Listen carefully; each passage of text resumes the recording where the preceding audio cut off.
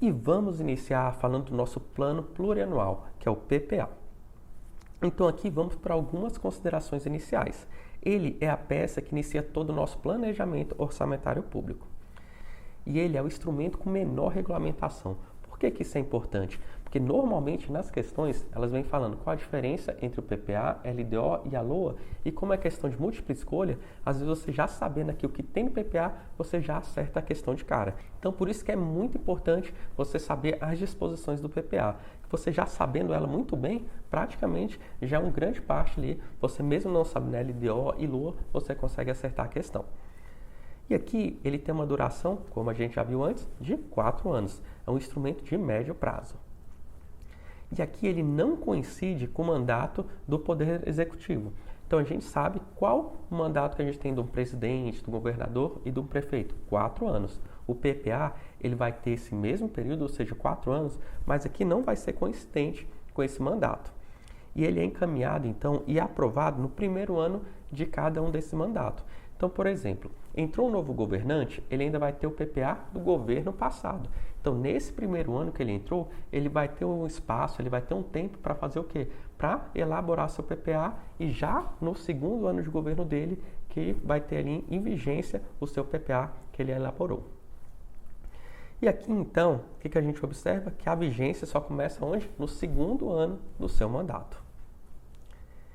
E quando que vai a vigência do PPA desse novo governo? Vai até o primeiro ano do próximo governante. Então isso é muito importante, porque sempre no primeiro ano de cada governo, o que vai acontecer? Ele vai saber o que o último ano do PPA do governo anterior fez. Então com isso você tem uma continuidade das políticas públicas. Aqui a gente colocou um exemplo para ficar um pouco mais claro de como é que funciona o mandato e o plano plurianual.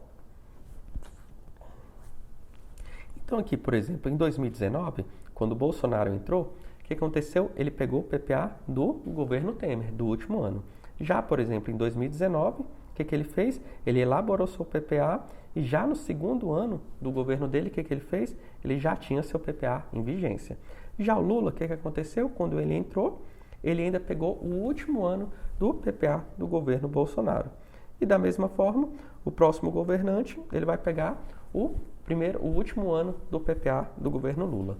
Então, por que isso acontece, pessoal? É uma forma do governante atual conhecer as políticas públicas do governo passado, até para você manter uma continuidade nas políticas públicas, independente de quem esteja no poder, se é um partido X ou é um partido Y. E aqui, como é um concurso da União que a gente vai fazer, do CNU, o prazo de envio do plano plurianual é no dia 31 de agosto. E o que acontece se no meio do caminho, por exemplo, nesse PPA que vamos supor aqui do governo Lula, se a gente tem esse PPA de 2024 a 2027, se eu queira alterar alguma coisa desse PPA, eu posso fazer ou não? Claro que você pode. Todas as nossas leis orçamentárias podem ser alteradas. E aqui, então, normalmente a gente chama isso de revisão. Então, não tem problema nenhum você ter uma revisão do PPA durante esse período. E agora, então, vamos para algumas questões para ver como é que a banca cobra isso na sua prova. O plano plurianual se inicia no segundo ano de mandato do presidente e tem vigência de 4 anos. E aí, pessoal, o item está corretíssimo, né? E a segunda questão, o PPA norteia a elaboração da Lei de Diretrizes Orçamentárias e da Lei Orçamentária Anual e garante a continuidade de ações de um governo para o governo seguinte. O item está o quê? Certo ou errado? Certinho, né, pessoal? Então, na hora tanto a LDO quanto a Lei Orçamentária Anual, eles têm que fazer o quê? Tem que seguir as disposições do plano plurianual. E além disso, como é que você garante essa continuidade de ações de um governo para o outro? Lembra que eu falei que o último ano do PPA do governo anterior, ele vai automaticamente para o primeiro ano do governo eleito. Então, com isso, você tem a continuidade das ações do governo. O PPA possui vigência quadrienal, não coincidente com o mandato do chefe do Poder Executivo.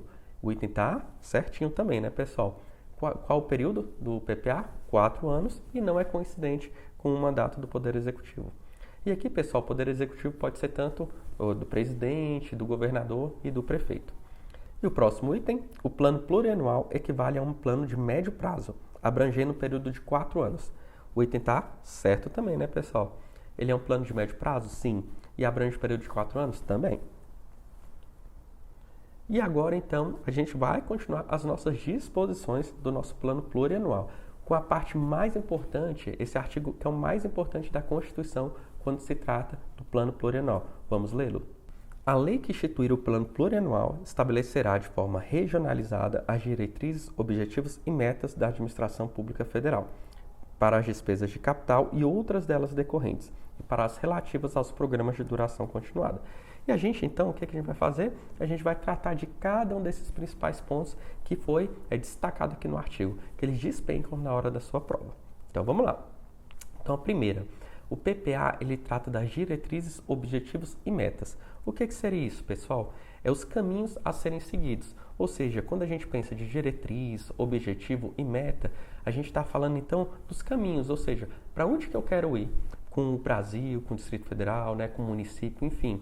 O PPA, por meio dessa análise que ele faz, o que eu tenho que fazer para desenvolver o país, o que eu tenho que fazer para desenvolver meu estado, meu município, ele faz então um panorama, então ele dá essa orientação do ponto de vista de planejamento orçamentário e financeiro. Então, por exemplo, ele pode falar, olha, a gente vai desenvolver o Brasil por meio de rodovias, por meio da educação, portos, ou seja, a questão da infraestrutura, pode fazer também por meio de habitação popular. Então, esse vai ser o principal objetivo aqui do nosso plano plurianual. Ou seja, ele vai dar as diretrizes, objetivos e metas, ou seja, os caminhos para a gente desenvolver aquela determinada localidade. E olha só, pessoal, e ele não vai fazer isso de uma forma para não entender o contexto de cada localidade. Ele vai fazer isso de forma regionalizada. O que seria essa regionalização? Ele tem que levar em conta as características de cada uma das regiões na hora de você fazer esse planejamento. Então, por exemplo, a gente tem aqui nessa primeira figura, Balneário Camboriú. Você acha que o PPA ele vai ter que tratar de forma igual Balneário Camboriú, como por exemplo uma favela? Não, porque cada uma delas tem o seu planejamento totalmente diferente. Enquanto você tem ali no Balneário Camboriú uma necessidade, por exemplo, de você fazer mais uma questão de transporte público, às vezes colocar um metrô. Já na questão da favela, muitas vezes você vai querer mais até saneamento básico, uma questão de educação. Então, totalmente diferente essas duas regionalizações. Você tem que tratar de forma diferenciada cada uma dessas áreas. Então, aqui também, né, São Paulo, por exemplo, com a questão, por exemplo, do semiárido nordestino. Também tem totalmente as suas diferenças, né? Então, cada uma vai ter as suas regionalizações e suas peculiaridades. E o PPA, na hora que ele tem que ser desenvolvido, o que você vai ter que fazer? Você vai ter que levar em consideração cada uma dessas regiões e você tem que desenvolver de forma diferente. E, além disso, a gente falou aqui da administração pública federal, porque a gente falou aqui do PPA da União. No entanto, quando a gente vai falando de um PPA, por exemplo, do Rio Grande do Sul, então você vai ter que ter o foco ali naquela localidade. E, além disso, o foco do PPA são as despesas de capital. O que são essas despesas, pessoal? E aqui, então, lembra quais eram as despesas de capital? A gente tinha os investimentos, a gente tinha as inversões financeiras e também as amortizações da dívida. E aqui, a Constituição Federal, além de ele dar um foco muito grande nas despesas de capital, e ele deu um foco ainda maior em relação a uma, que são nos investimentos, que ele colocou o seguinte, que nenhum investimento cuja execução ultrapasse um exercício financeiro poderá ser iniciado sem prévia inclusão no nosso plano plurianual. Ou seja, esses investimentos, né, que duram mais de um ano, que normalmente é a regra, né? Às vezes você vai fazer um porto, né? Você vai fazer uma grande construção pública, uma ferrovia, às vezes dura 10, 20 anos. Então, mais uma vez, você trazendo para essas despesas de capital uma grande importância do nosso plano plurianual. Então, aqui você tem as várias construções públicas, né? Por exemplo, você pode ser uma escola, um hospital, uma ferrovia. Isso tudo, o plano plurianual, ele tem que estar muito antenado e já dando essas diretrizes que a gente já falou anteriormente. E além disso, o que acontece? Muitas das vezes o governante ele dá muita atenção ao quê? Na hora de você vai investir. Vou construir uma escola, vou construir um hospital, mas muitas das vezes ele se esquece de quanto que custa manter esses investimentos que você fez antes. Então o PPA, um dos grandes objetivos dele também é o quê? Você saber as despesas decorrentes das despesas de capital. Ou seja, ele vem falando aqui quais são as consequências de eu ter feito algum investimento, para você já se planejar e não faltar, por exemplo, você construir um hospital, mas de uma forma você não colocou os médicos, você construiu uma escola, mas você não previu quanto que eu gastaria, por exemplo, com manutenção e também com os professores. Então, é o exemplo aqui que a gente está colocando nos nossos slides. O que a gente então observa aqui que é tão importante você manter quanto construir. Então, o PPA, tá vendo que ele faz esse link? Ele, da mesma forma que fala aqui como é que é o meu objetivo da despesa de capital, com foco nos investimentos, e também ele fala, olha, qual vai ser o gasto efetivo para eu manter esses meus investimentos públicos. E também ele tem um foco muito grande nos programas de duração continuada. São aqueles programas que não se encerram de uma forma breve e deve ter um acompanhamento especial. Então aqui são aqueles programas, pessoal, que tem muito apelo social, aqueles programas que são muito importantes até para o desenvolvimento da nossa cidade, né, do nosso estado. É o caso do Bolsa Família, a gente tem o Minha Casa Minha Vida, a gente tem o FIES. E olha só, lembra que eu falei, no caso que o PPA ele passa de um governo e entra no primeiro ano do governo seguinte? Imagina se eu crio um novo programa que é muito bom para a sociedade.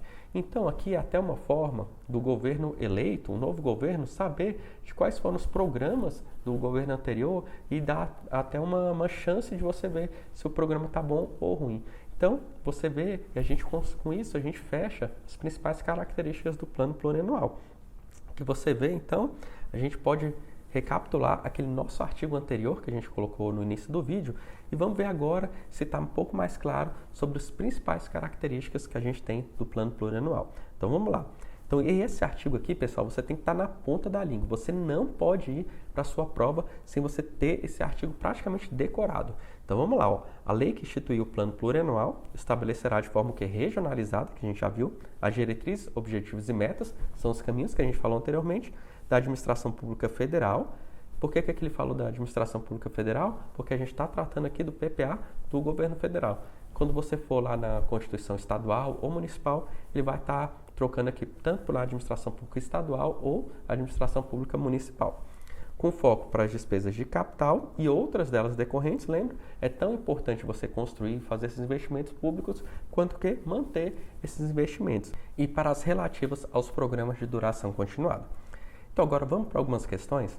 O plano plurianual é o instrumento de planejamento que estabelece de forma unificada em nível nacional diretrizes, objetivos e metas para um período de 4 anos. E aí, pessoal, o que você acha? O item está errado, né, pessoal? Não é de forma unificada, né? É de forma regionalizada. Além disso, cada ente federativo faz o seu próprio PPA.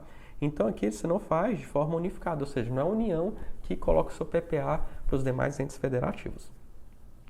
As metas, os objetivos e as diretrizes da administração pública federal relacionados às despesas de capital e outras delas decorrentes, além das relativas aos programas de duração continuada, devem constar de forma regionalizada na lei que instituiu o plano plurianual. O item está o quê? Certinho, né, pessoal? Isso daqui é praticamente um resumo de tudo que a gente viu sobre o plano plurianual. Investimentos com amplo prazo de maturação precisam constar do plano plurianual. E o item está o quê? Certinho. Pessoal, investimento com amplo prazo de maturação são investimentos de mais de um ano. Ou seja, aqueles investimentos que têm uma duração longa.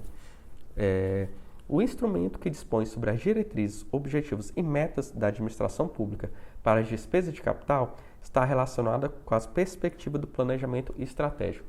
E aí tem tá certo ou errado? Tá certinho, né, pessoal?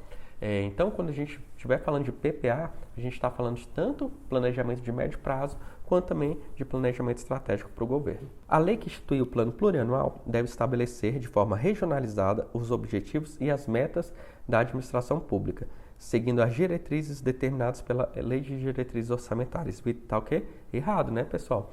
Não é o PPA que deve seguir a LDO, mas sim a LDO que deve seguir o plano plurianual.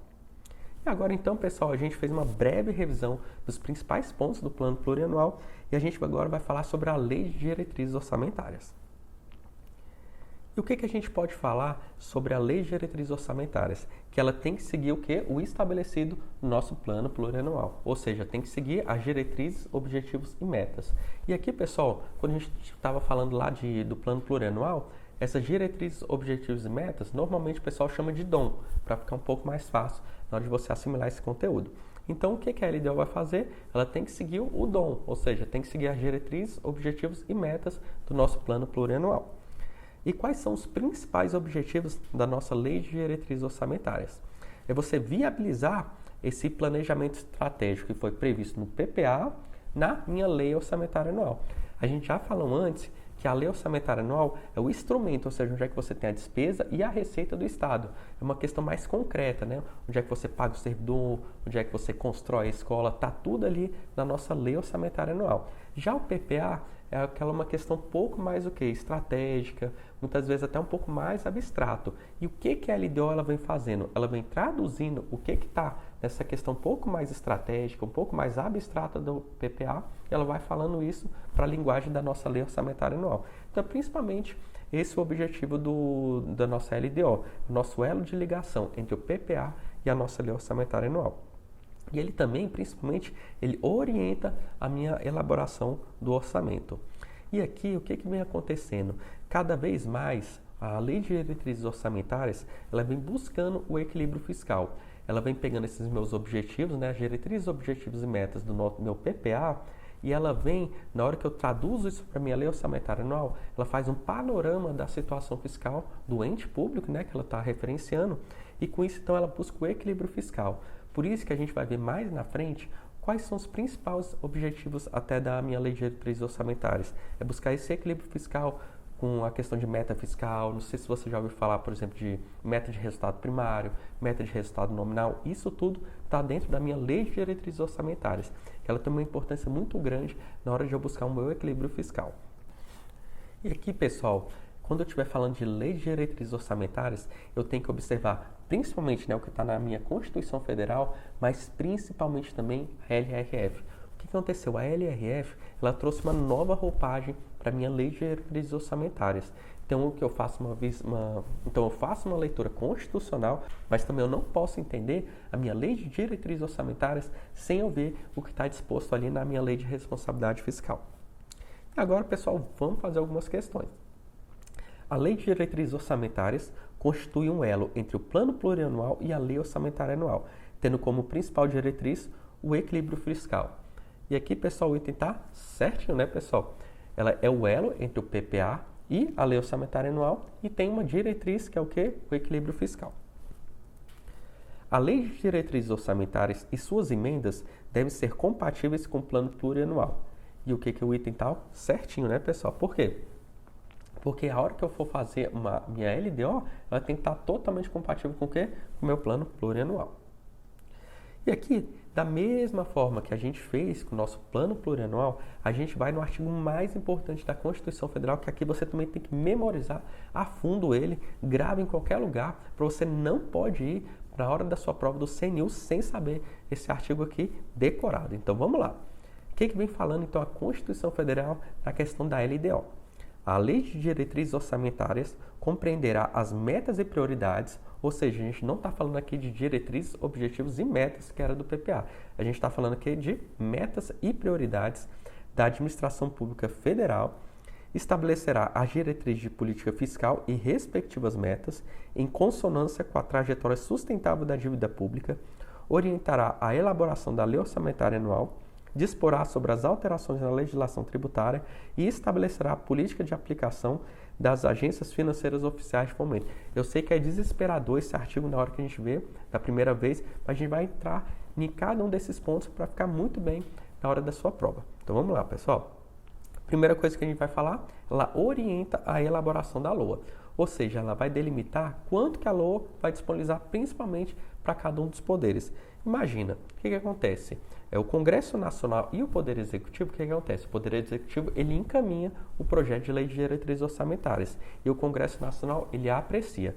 No entanto, pessoal, e o que acontece com o Poder Judiciário? O Poder Judiciário, ele não participa desse processo.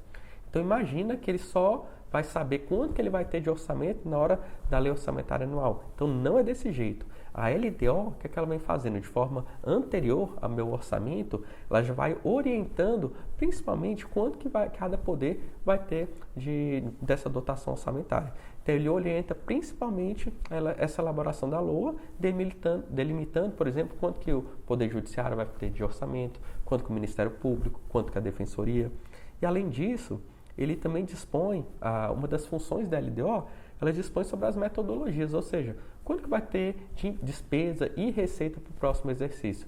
Aqui, a nossa LDO, ela vai orientar isso, fazendo todas essas projeções, né, de receita, de despesa, além de várias outras questões relacionados ao meu orçamento público e também ao meu planejamento público. Então, tudo que seja orientação para a minha lei orçamentária anual, quem vai fazer isso? A minha lei de diretrizes orçamentárias. E o próximo ponto dela, ela vai definir o que? As metas e prioridades. Então, com base no meu plano plurianual, ou seja, eu vou pegar, né, aquelas diretrizes, objetivos e metas, aqueles caminhos a serem seguidos para o Brasil, ou para o Estado, ou para o município, e o que a LDO ela vai fazer? Ela vai definir aquilo que é meta e aquilo que é prioridade. Ou seja, o que naquele exercício, lembra que a gente colocou que o PPA ele é de 4 anos, e tem uma LDO e uma LOA, né, uma Lei de Diretrizes Orçamentárias, e uma Lei Orçamentária Anual para cada exercício financeiro. Então, o que a LDO ela vai fazer? Ela vai entrar no PPA, e ela vai então falar, olha, de acordo com os caminhos do PPA, para esse exercício, por exemplo, de 2024, minhas metas e prioridades vão ser essas. Então, a gente pega, por exemplo, para o nosso exercício, o que o PPA ele falou, que na verdade, o que a LDO falou que é uma meta e prioridade? É a atenção primária, ela falou que é o novo PAC, ou seja, como é que a gente vai desenvolver o Brasil, a questão das infraestruturas.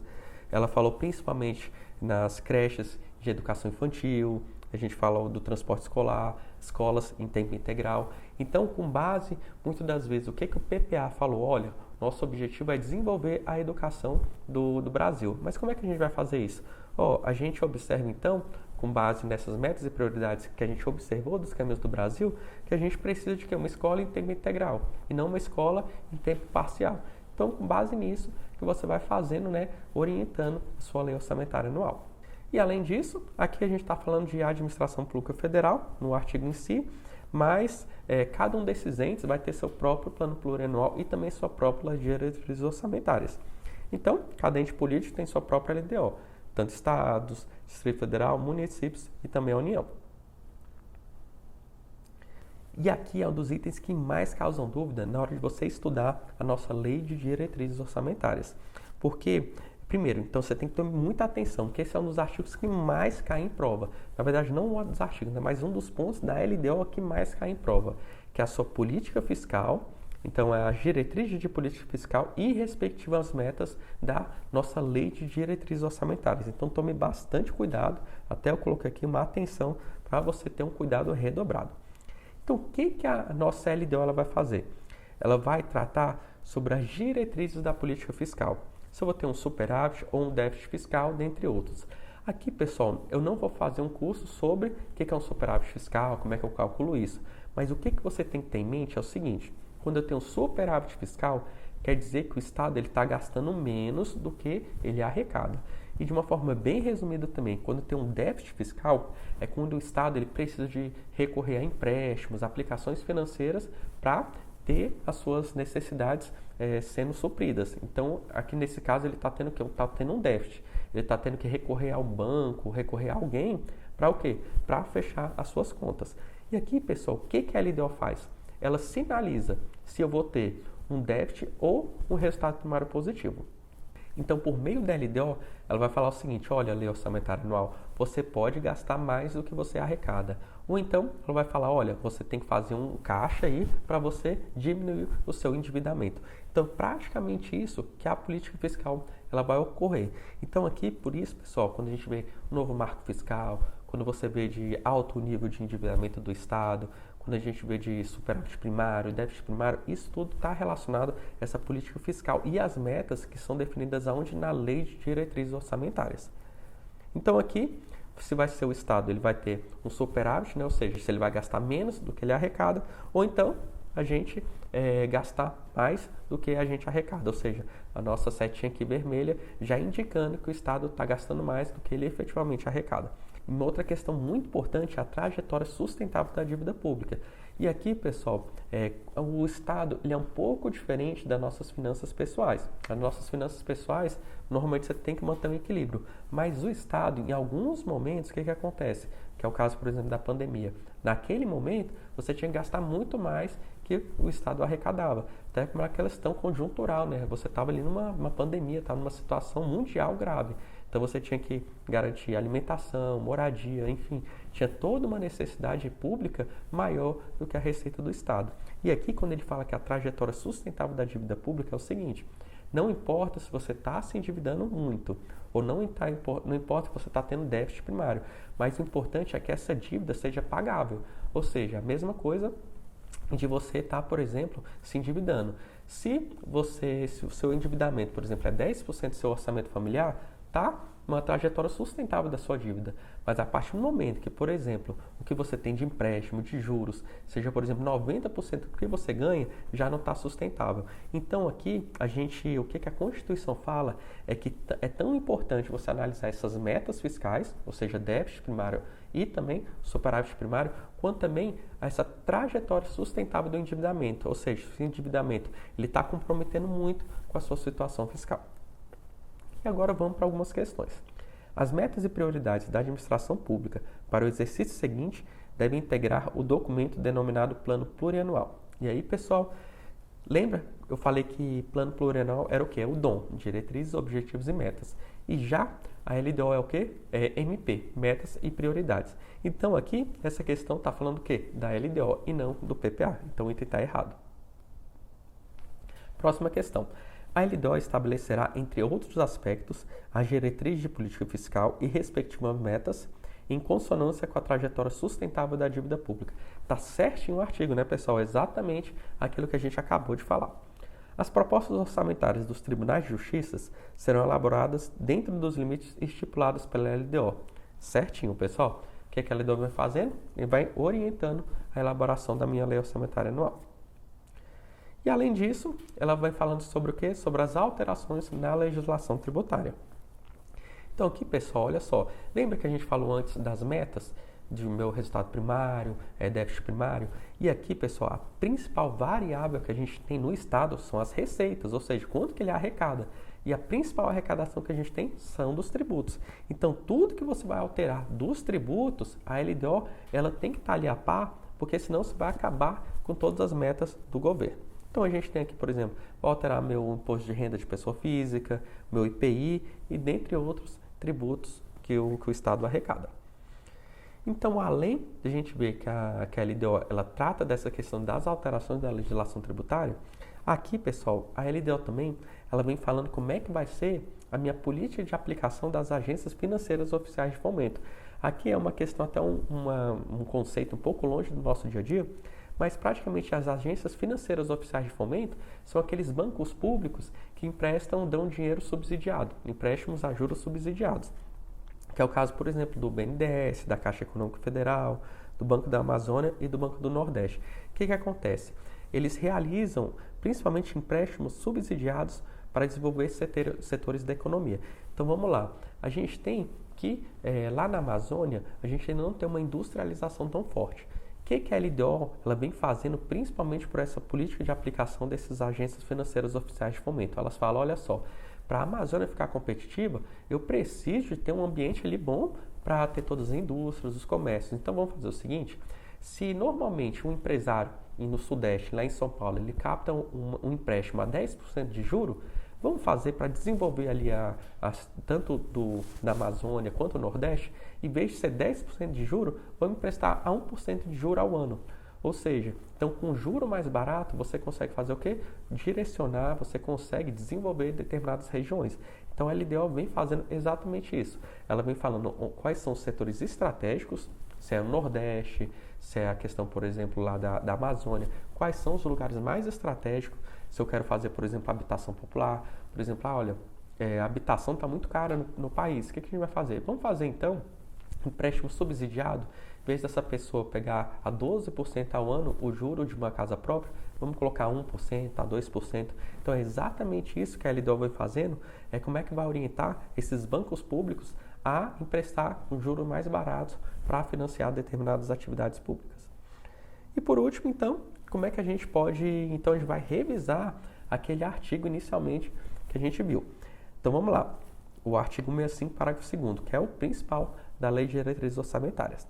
A Lei de Diretrizes Orçamentárias compreenderá as metas e prioridades da Administração Pública Federal, estabelecerá as diretrizes de política fiscal e respectivas metas em consonância com trajetória sustentável da dívida pública, orientará a elaboração da lei orçamentária anual, disporá sobre as alterações da legislação tributária e estabelecerá a política de aplicação das agências financeiras oficiais de fomento. Então aqui, pessoal, é o artigo que você tem que ir para a prova sabendo ele todinho. E agora, então, para fixar ainda mais essa matéria, vamos fazer alguns exercícios.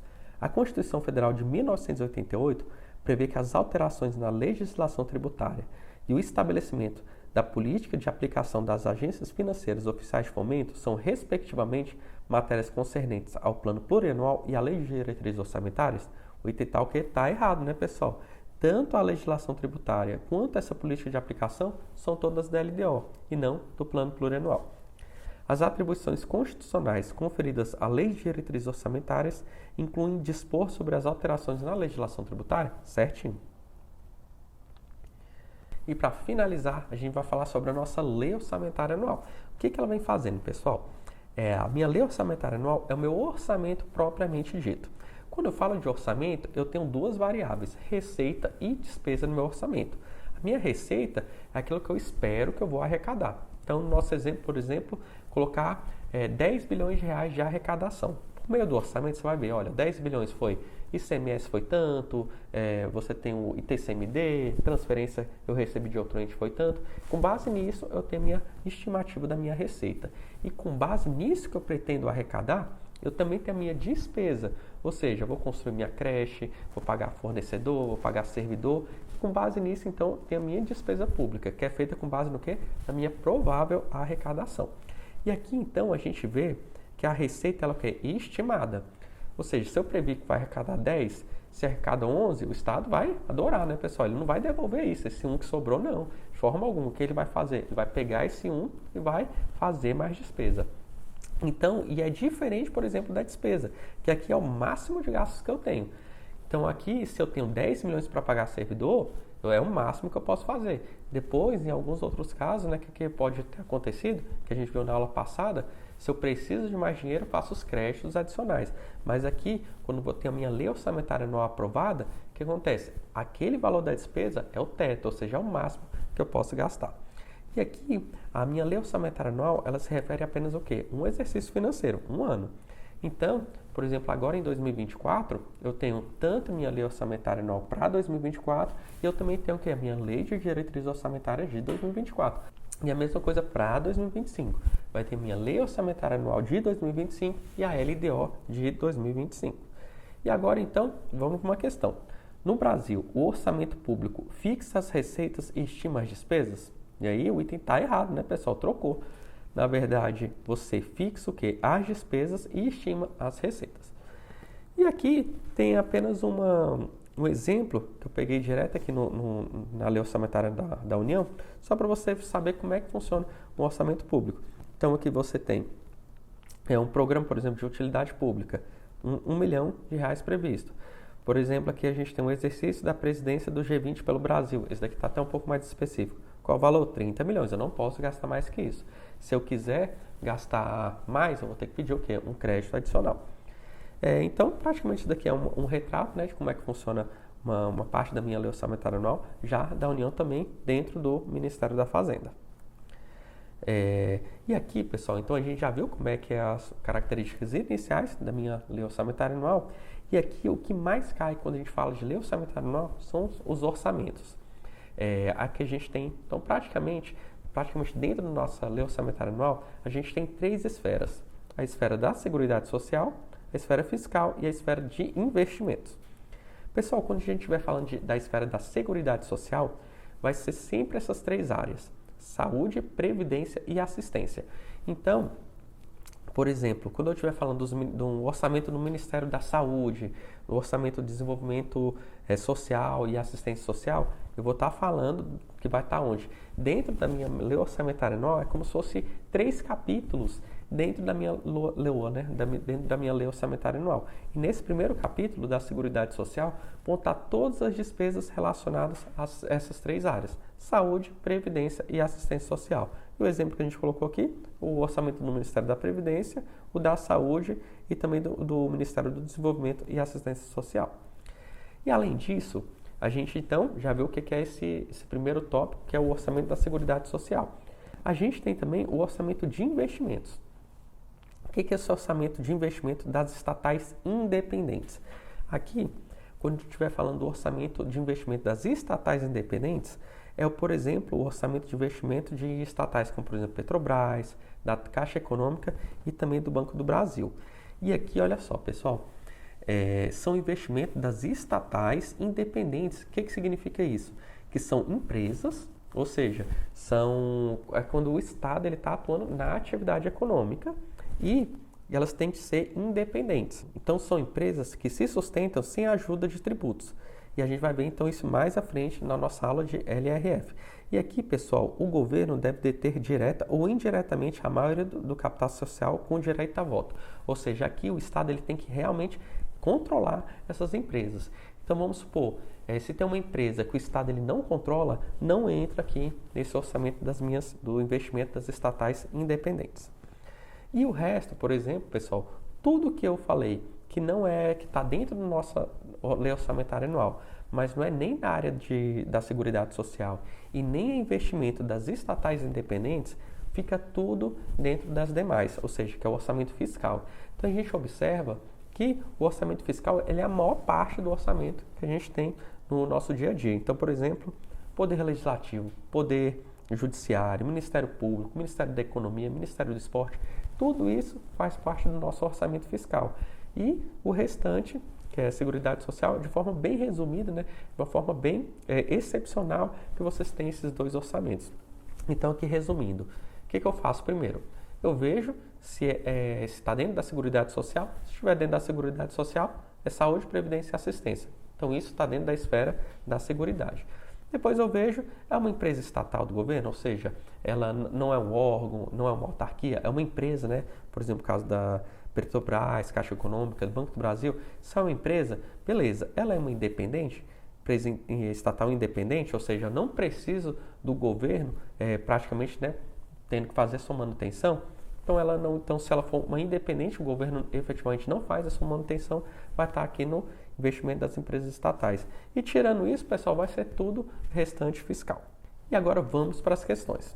O projeto de lei orçamentária anual é encaminhado pelo Poder Executivo ao Congresso Nacional, com a chancela do Presidente da República e compreende o orçamento fiscal, o orçamento de investimento das empresas em que a União direta ou indiretamente detenha a maioria do capital social com direito a voto e o orçamento da Seguridade Social. O item está certinho, né, pessoal? Foi o que a gente viu no item anterior.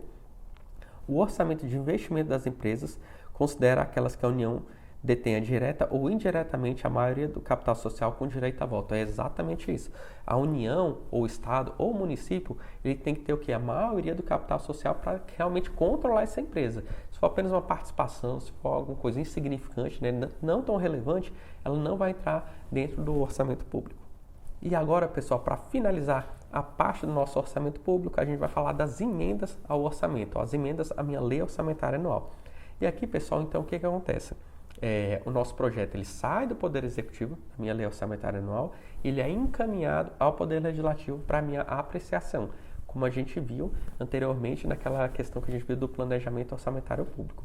Então, quando chega o orçamento público lá no Poder Legislativo, como é que ele altera esse orçamento público? Por meio dessas emendas, que é o que a gente vai ver agora. E aqui, pessoal, as emendas, o deputado ele não pode fazer emenda do jeito que ele quiser. Ele tem que seguir aqui alguns pontos. Então, o que o artigo da Constituição ele vem falando? Somente serão aprovadas as emendas caso sejam compatíveis com o PPA e com a LDO. Então, ou seja, se um deputado ele quer fazer uma emenda, essa emenda tem que ser da LOA, ela tem que ser compatível com o quê? Com o PPA e com a LDO.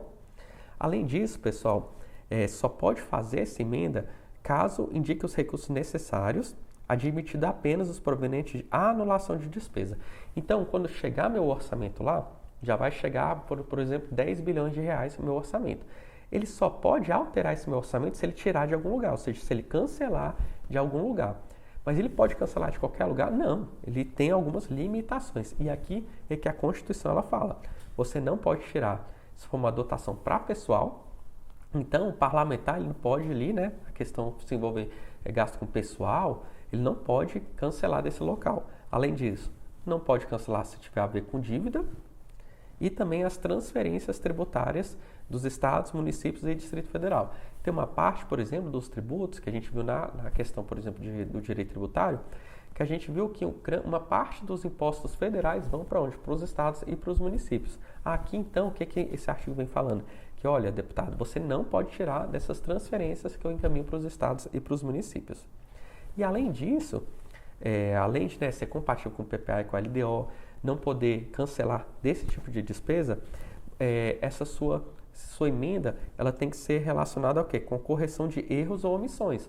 Então, ele não pode arrancar de todo lugar. Eu vou tirar daqui desse órgão e colocar para outro. Não, ele tem que comprovar que teve algum erro ou uma omissão do Poder Executivo para colocar em determinada outra despesa.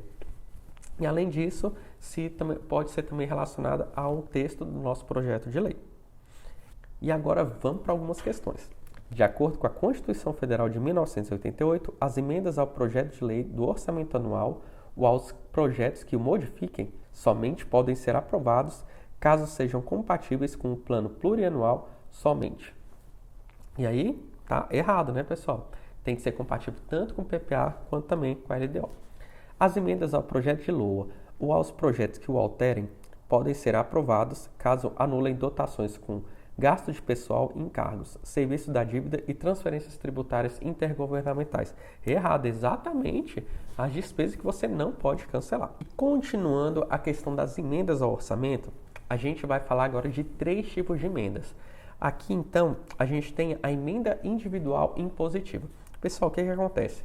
Cada parlamentar hoje, individualmente, tem um valor para ser utilizado em cada exercício financeiro.